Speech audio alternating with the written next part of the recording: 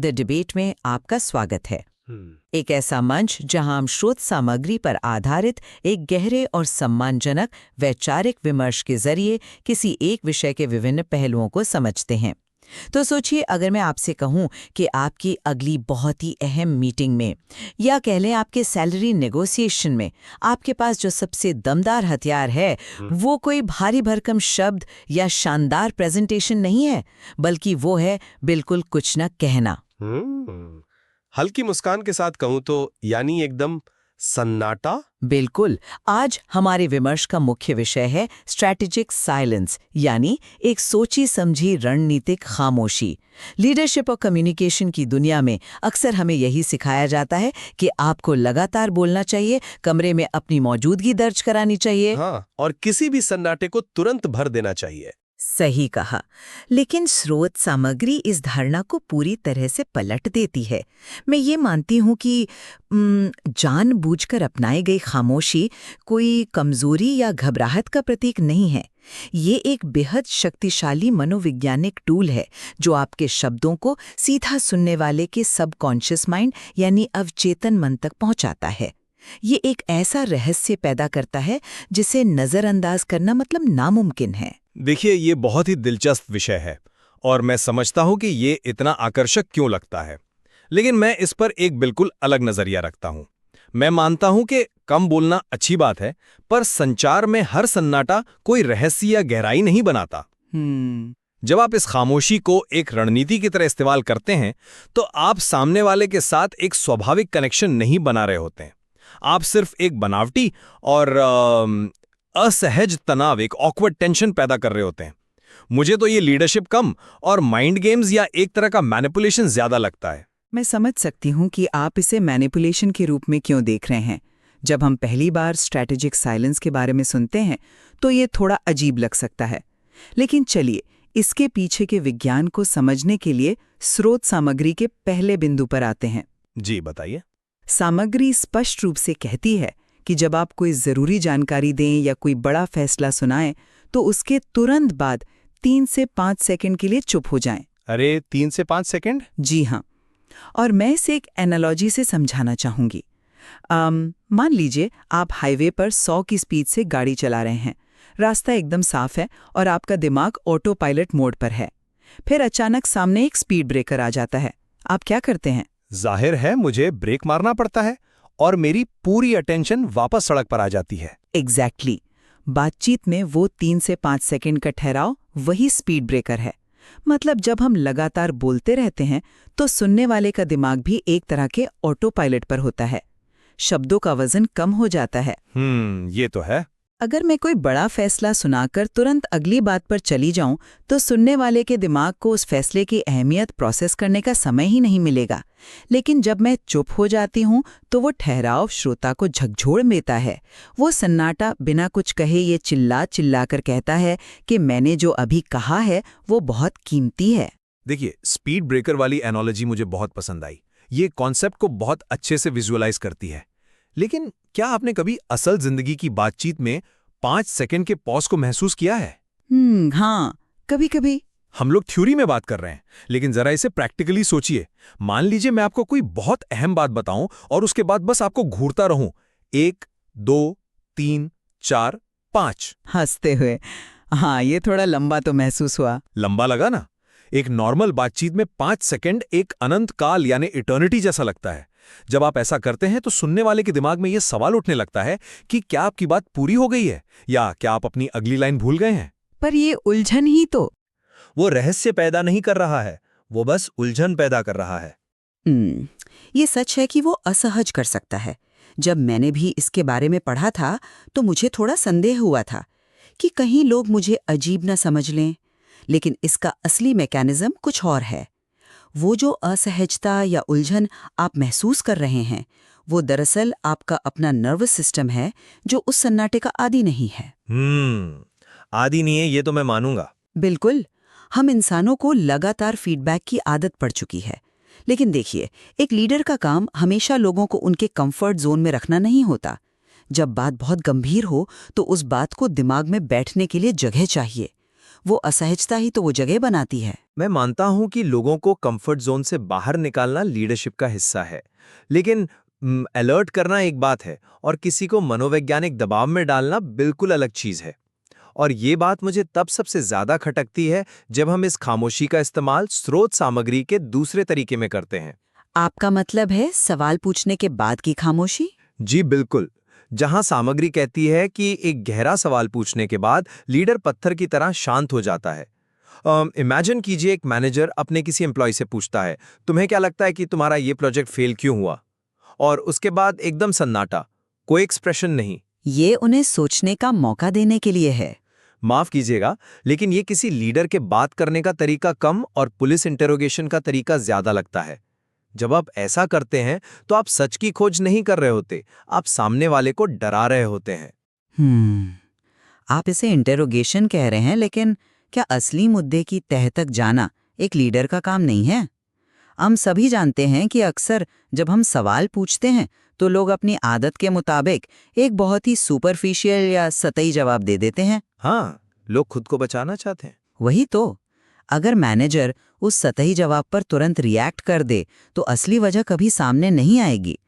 वो पत्थर जैसी शांति दरअसल एम्प्लॉय को ये सोचने का स्पेस देती है कि वो अपने पहले डिफेंसिव जवाब से आगे बढ़े।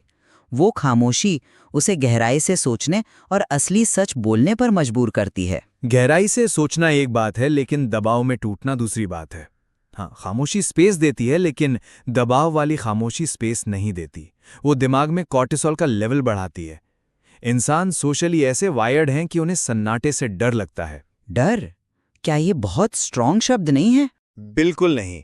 इवोल्यूशन या विकासवाद के नजरिए से देखें तो हमारे पूर्वजों के लिए सन्नाटे का मतलब होता था खतरा। या तो कोई शिकारी आसपास है या आप कबीले से अलग हो गए हैं। हमारा दिमाग आज भी अचानक छा जाने वाले सन्नाटे को एक खतरे के सिग्नल की तरह देखता है। विचार करते हुए एक बहुत ही पावरफुल पॉइंट है। सन्नाटा एक खतरे का सिग्नल है। एग्जैक्टली। तो जब वो मैनेजर पत्थर की तरह शांत हो जाता है तो एम्प्लॉय गहराई से नहीं सोच रहा होता। उसका फाइट या फ्लाइट रिस्पॉन्स ट्रिगर हो चुका होता है। वो पैनिक कर रहा होता है। वो बस उस सन्नाटे को भरने के लिए, उस खतरे के सिग्नल को टालने के लिए कुछ भी बोल देता है। वो शायद वही बोल दे जो मैनेजर सुनना चाहता है, या घबराहट में कोई ऐसी बात बोल दे जिसका कोई आधार न हो। ये एक स्वाभाविक विश्वास बनाने का तरीका नहीं है। ये तो सामने वाले के दिमाग के साथ खेलना हुआ। मैं देख सकती हूँ कि अगर इसे केवल डराने के लिए इस्तेमाल किया जाए तो ये कैसे बैकफायर कर सकता है। लेकिन मुझे लगता है कि हम दबाव शब्द को बहुत ज्यादा नकारात्मक रूप में देख रहे हैं। चलिए इसे एक दूसरे सिनारियो में रखकर देखते हैं। स्रोत सामग्री का तीसरा और चौथा बिंदु, यानी प्रतिक्रिया ना देना और सुनने वाला ठहराव। जी, एक्टिव लिसनिंग, पॉज। मान लीजिए कोई आप पर गुस्सा कर रहा है, आपको उकसा रहा है या नीचा दिखाने की कोशिश कर रहा है। ऐसी सिचुएशन में एक आम इंसान का रिफ्लेक्स होता है पलटकर चिल्लाना या तुरंत अपना बचाव करना। हाँ, वो एक नेचुरल रिएक्शन है। लेकिन अगर आप पलटकर वार करने के बजाय सिर्फ एक गहरी खामोशी और शांत नज़र से जवाब देते हैं तो वो क्या है? वो मैच्योरिटी है। वो दिखाता है कि आप अपनी भावनाओं पर नियंत्रण रखते हैं। और सिर्फ लड़ाई में ही नहीं, जब कोई नॉर्मल बात भी कह रहा हो तो उसकी बात खत्म होने के बाद 2-3 सेकंड रुककर जवाब देना ये दर्शाता है कि आप सिर्फ अपनी बारी का इंतजार नहीं कर रहे थे। हाँ, आप उनकी बात सुन रहे थे। बिल्कुल, आपने वास्तव में उनकी बात को सुना है, उसे प्रोसेस किया है। ये सामने वाले को सम्मान देने का एक तरीका है। देखिए, मैं आपकी इस बात से पूरी तरह सहमत हूं कि उकसावे पर चुप रहना एक बेहतरीन रणनीति है। जब कोई आप पर हमला कर रहा हो तो शांत रहकर आप उन्हें कोई मसाला नहीं देते और उनकी ऊर्जा खुद ही खत्म हो जाती है। ये इमोशनल रेगुलेशन का एक बहुत अच्छा उदाहरण है। तो फिर इसमें समस्या क्या है? समस्या ये है कि हर नॉर्मल बातचीत में इस सुनने वाले ठहराव का इस्तेमाल करना, ये थ्योरी पेपर पर बहुत अच्छी लगती है, लेकिन प्रैक्टिकल लाइफ में ये बहुत ही मैकेनिकल और अजीब हो सकती है। मैकेनिकल कैसे? किसी की बात सुनने के बाद थोड़ा सोचना तो स्वाभाविक है ना? कभी कभार सोचना स्वाभाविक है, लेकिन अगर आप हर बार हर बात के बाद मन में 2-3 सेकंड गिनकर बोल रहे हैं तो वो बहुत अननेचुरल हो जाता है। मानव संवाद एक लयबद्ध प्रक्रिया है, एक रिदम होती है। न्यूरोसाइंस में एक कॉन्सेप्ट है जिसे प्रेडिक्टिव कोडिंग कहते हैं। Predictive coding? हाँ, जब हम किसी से बात कर रहे होते हैं तो हमारा दिमाग लगातार अंदाजा लगा रहा होता है कि सामने वाला कब बोलेगा, कैसे रिएक्ट करेगा। हमारी आवाजों के बीच एक नेचुरल ओवरलैप होता है। यानी आप कह रहे हैं कि ये कैलकुलेटेड खामोशी उस रिदम को तोड़ देती है? बिल्कुल। अगर आप हर बात के बाद जानबूझकर एक पॉज ले रहे हैं तो आप उस प्रेडिक्टिव कोडिंग को तोड़ रहे हैं। सामने वाले के अवचेतन मन को लगने लगता है कि कुछ तो गड़बड़ है। उसे लगेगा कि आप उसे लगातार जज कर रहे हैं। ये एक अलग नजरिया है। या आप जो भी कहेंगे वो बहुत नाप तौल कर किसी एजेंडे के साथ कहेंगे। एक अत्यधिक सोची समझी प्रतिक्रिया अक्सर लोगों को डिफेंसिव बना देती है। उन्हें लगता है कि बातचीत में कोई सहजता नहीं है और आप उनके साथ कोई गेम खेल रहे हैं। मैं आपकी इस बात को नकार नहीं सकती कि अगर ये रोबोटिक या बनावटी तरीके से किया जाए तो लोग इसे तुरंत पकड़ लेंगे। और स्रोत सामग्री भी यही इशारा करती है कि लीडरशिप कोई मुखौटा नहीं है, इसके पीछे की नीयत ऑथेंटिक होनी चाहिए। ऑथेंटिक नीयत? जी, आप सिर्फ 3 सेकंड गिन नहीं रहे हैं, आप सच में बात को एब्जॉर्ब कर रहे हैं। और मुझे लगता है कि यही ऑथेंटिसिटी स्रोत सामग्री के 5वें तरीके में सबसे स्पष्ट रूप से दिखती है, फैसले लेने से पहले की खामोशी। यानी जब आपसे कोई कमिटमेंट मांगा जाए तो तुरंत जवाब देने के बजाय सोचने का समय मांगना। हाँ, सोचिए, एक बड़ी मीटिंग चल रही है और आपसे कोई बड़ा कमिटमेंट या त्वरित जवाब मांगा जाता है। एक आम इंसान अक्सर उस प्रेशर में आकर नर्वस हो जाता है और तुरंत हाँ या ना कहकर कुछ भी कमिट कर देता है। हाँ, प्रेशर तो होता है उस वक्त। लेकिन अगर आप उस दबाव को सह लें, कुछ पल शांत रहें और कहें कि मुझे इस पर विचार करने के लिए थोड़ा समय चाहिए, ये कदम तुरंत आपकी क्रेडिबिलिटी को कई गुना बढ़ा देता है। लोगों को पता चल जाता है कि आप जिम्मेदार हैं और आपके शब्दों का एक ठोस मूल्य है। आप बस हवा में तीर नहीं चलाते। मैं इस बात से इनकार नहीं कर रहा कि किसी महत्वपूर्ण विषय पर विचार करने के लिए समय मांगना एक जिम्मेदार कदम है। ये जल्दबाजी में की गई गलतियों से बचाता है। लेकिन फिर से कॉन्टेक्स्ट यानी संदर्भ बहुत मायने रखता है। आप किस तरह की कॉन्टेक्स्ट की बात कर रहे हैं? मान लीजिए आपकी टीम एक बड़े क्राइसिस में फंसी है। आपका सर्वर डाउन हो गया है या कोई बहुत बड़ा क्लाइंट भड़का हुआ है। सब आपकी तरफ देख रहे हैं कि आप क्या करना है। स्थिति ऐसी है जहां एक स्पष्ट दिशा निर्देश की आवश्यकता है। अगर उस वक्त आप खामोशी की चादर ओढ़ लें या बहुत लंबा सोचने लगें तो वो जिम्मेदारी नहीं लगेगी, वो निर्णय लेने में अक्षमता या इनकम्पिटेंस का संकेत देगी। खामोशी एक खाली कैनवस की तरह होती है। खाली कैनवस मतलब लोग उसमें अपना अर्थ निकाल लेते हैं? एग्जैक्टली। आप सोचते हैं कि जब आप चुप होंगे तो श्रोता उस खाली कैनवस पर आपकी बुद्धिमत्ता और गहराई की तस्वीर बनाएगा। लेकिन अक्सर ऐसा नहीं होता। जब कोई लीडर मुश्किल वक्त में चुप हो जाता है तो लोग उस खालीपन पर अपने खुद के डर और असुरक्षाएं पेंट कर देते हैं। ये तो है कि डर हावी हो सकता है। उन्हें लगता है बॉस चुप है मतलब स्थिति बहुत खराब है, या बॉस को खुद समझ नहीं आ रहा कि क्या करे। ये एक बहुत ही पावरफुल थॉट है कि लोग उस सन्नाटे को अपने डर से भर सकते हैं। और मैं पूरी तरह मानती हूँ कि स्ट्रैटेजिक साइलेंस का इस्तेमाल करने के लिए आपके अंदर एक बहुत ही स्थिर प्रेजेंस होनी चाहिए। स्रोत सामग्री में भी इस बात का जिक्र है कि आपको अपने नर्वस सिस्टम को दोबारा ट्रेन करना पड़ता है। हाँ, जो कि आसान नहीं है। बिल्कुल नहीं है।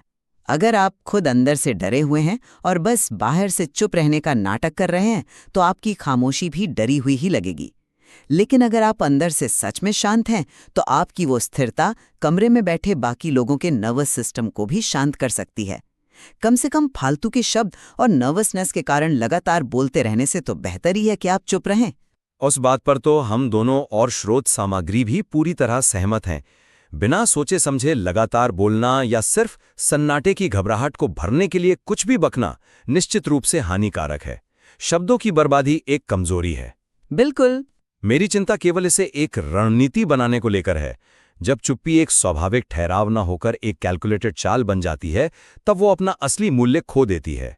संवाद का अंतिम लक्ष्य एक वास्तविक जुड़ाव महसूस करना होना चाहिए, न कि सामने वाले को मनोवैज्ञानिक रूप से किसी दबाव में डालना। और मुझे लगता है कि यही हमारे विचार स्पष्ट रूप से एक दूसरे से अलग हैं। मैं स्ट्रैटेजिक साइलेंस को दबाव के टूल के रूप में नहीं देखती। मैं इसे शोर को फिल्टर करने, फालतू बातों को रोकने और अपनी मौजूदगी का एक गहरा प्रभाव छोड़ने के विज्ञान के रूप में देखती हूँ। जब आप कम बोलते हैं तो आपके द्वारा बोले गए हर शब्द की कीमत बढ़ जाती है। ये लीडरशिप का वह हिस्सा है जो चिल्ला कर नहीं बल्कि अपनी स्थिरता से लोगों का मार्गदर्शन करता है। और मेरा नजरिया ये रहेगा कि मौन का अपना एक बहुत गहरा मूल्य है, लेकिन एक लीडर का काम लोगों को सशक्त बनाना है, न कि उन्हें अपनी खामोशी के जाल या एक असहज तनाव में उलझाना। संचार प्राकृतिक होना चाहिए, न कि शतरंज का कोई खेल। हमारे इस विमर्श ने निश्चित रूप से इस विषय की कई परतों को खोला है। हमने देखा कि कैसे खामोशी एक तरफ गहरा प्रभाव छोड़ सकती है और दूसरी तरफ एक अजीब सी उलझन भी पैदा कर सकती है। बिल्कुल, ये पूरी तरह इस बात पर निर्भर करता है कि आप इसका इस्तेमाल किस नियत से और किस परिस्थिति में कर रहे हैं। तो हम अपने श्रोताओं को आमंत्रित करते हैं कि वे खुद इस पर गहराई से विचार करें और अपने निष्कर्ष निकालें। अगली बार जब आप किसी अहम बातचीत में हों और अचानक एक सन्नाटा छा जाए तो जरा रुक कर सोचिएगा, क्या वो सन्नाटा आपको डरा रहा है या आप उस सन्नाटे का इस्तेमाल करके कुछ नया कह रहे हैं। इसी विचार के साथ हम आज की चर्चा को यहीं विराम देते हैं।